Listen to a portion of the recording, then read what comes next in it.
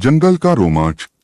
अंधेरा, 5 दोस्त भाग रहे हैं किसी अनदेखी चीज से दूर। ये कहानी साल 2006 की बात है। मनाली की खूबसूरत वादियों में घूमने फिरने के लिए फेमस स्कूल में पढ़ते थे 5 यार। अनिता तेज दिमाग वाली, चिल्ड हमेशा सवालों की मशीन थी। वीर दिल का पहलवान, कभी पीछे हटने वालों में से नहीं था। किरण दयालु और हमेशा मदद के लिए तैयार, दूसरों का बहुत ख्याल रखती थी। महबूब बुजुर्गों की कहानियों का ज्ञानी, ऐसा मानता था कि वो हर बुरी चीज को दूर भगा सकता है। लीना कला और जादू की धनी को किसी भी रहस्य को सुलझाने में मजा आता था। 5 दोस्त घूमने के बहुत शौकीन थे। एक दिन उन्हें जंगल में पिकनिक मनाने का प्लान आया। अपनी ताकत और कमजोरियां। अनिता कभी कभी इतनी ज्यादा सवाल पूछ लेती थी कि परेशानी हो जाती थी। वीर कुछ ज्यादा ही बेफिक्र था, इससे कभी कभी दिक्कत हो जाती थी। किरण जल्दी किसी पर भी भरोसा कर लेती थी जिसका फायदा उठाया जा सकता था। महबूब कभी कभी घबरा जाता था पर दोस्तों के लिए कुछ भी कर सकता था। लीना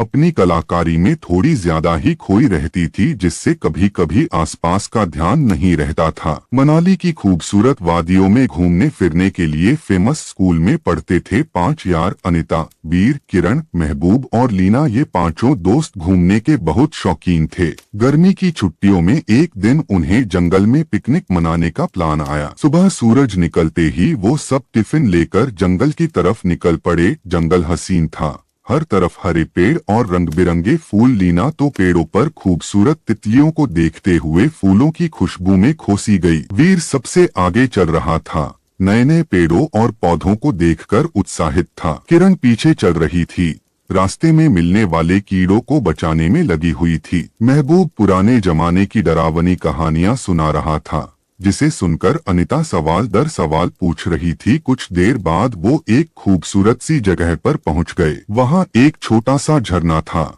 जो चट्टानों से गिरकर एक कुंड में जा रहा था। पेड़ों की छाया में उन्होंने अपना सामान रखा और खाने पीने की तैयारी करने लगे। खाना खाने के बाद वो सब झरने के पास खेलने लगे, हंसते हुए बातें करते हुए। उन्हें पता ही नहीं चला कि सूरज ढलने लगा है। अचानक एक अजीब सी आवाज जंगल से आई, मानो कोई दूर से रो रहा हो। वीर ने कहा, ये कौन सी आवाज है? किरण ने जवाब दिया, शायद कोई जानवर होगा। महबूब थोड़ा घबरा गया, नहीं, ये जानवर की आवाज नहीं लगती। अनिता ने कहा, चलो थोड़ा और पता लगाते हैं। लीना अपनी कलाकारी में खोई हुई थी, उसे किसी आवाज का ध्यान ही नहीं रहा। जंगल में गुम होना आवाज का पीछा करते हुए वो जंगल के अंदर और जाते गए। अंधेरा होने लगा था, पेड़ों के साए लंबे हो गए थे, उन्हें रास्ता भटक गया था। अचानक वो आवाज फिर आई, इस बार पहले से ज्यादा करीब से। अब वो आवाज रोने जैसी नहीं लग रही थी, बल्कि किसी के हंसने जैसी लग रही थी। एक ठंडी हवा चलने लगी, जिससे उनकी रीढ़ की हड्डी में सिहरन हो गई। डर का माहौल। किरण जो सबसे शांत रहती थी, वो भी अब डर के मारे कांपने लगी। महबूब ने अपनी जेब से ताबीज निकाला और उसका जाप करने लगा। अनिता सवाल पूछना भूल गई थी, उसे सिर्फ वहां से निकलने की जल्दी थी। वीर थोड़ा आगे बढ़ा तो उसने देखा सामने आग जल रही है।